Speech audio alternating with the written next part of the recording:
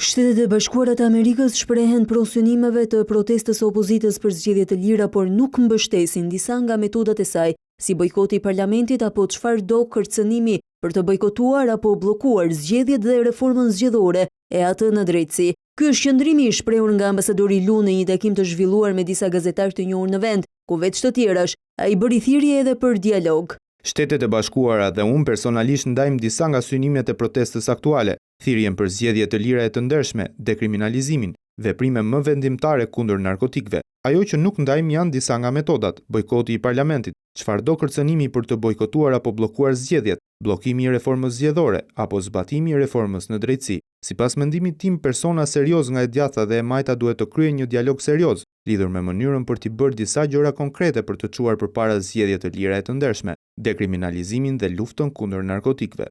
Për sa i përket vettingut, ambasadori tha se po shënohet progres.